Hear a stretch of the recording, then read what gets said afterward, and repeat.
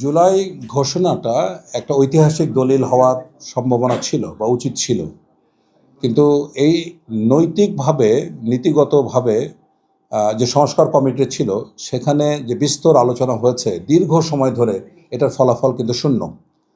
আমাদের কাছে প্রতীয়মান হয়েছে যে জনতা জুলাই বিপ্লবের সাথে যারা মূল স্টেক হোল্ডার, তারাও সম্ভবত এই বিপ্লবের চেতনার সাথে বেইমানি করেছে। তারা তাদের স্বার্থের কারণে কোনো সময় আমরা দেখতে পাচ্ছি এই দল ওই দল, এবং এখন আমরা দেখলাম যে সংসদীয় কয়েকটা আসনের জন্য বসুন্ধরা টিস্যু অশুদ্ধতার বিরুদ্ধে এক বিন্দুও ছাড় নয়। তারা মূল নীতি থেকে সরে, এবং তাদের যারা ক্ষমতায় ছিল, উপদেষ্টা ছিল, তাদের নামে যে পরিমাণ অভিযোগ আমরা পাচ্ছি বা শুনতে পাচ্ছি, এটা কিন্তু ধারণারও বাইরে।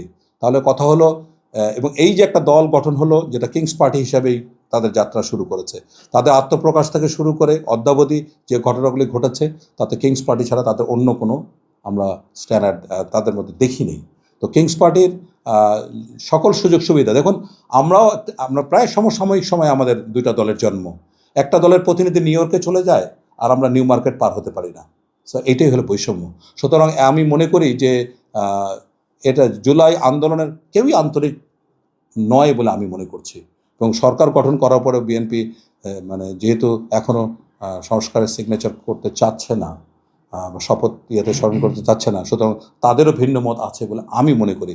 তবে সর্বসাকল্যে এটা একটা মহান বিপ্লব, এটার আমরা বাস্তবায়ন আশা করি। তো সরকারের প্রতি আমাদের আহ্বান থাকবে জুলাই বিপ্লবের চেতনাটাকে যেন বাস্তবায়ন করে।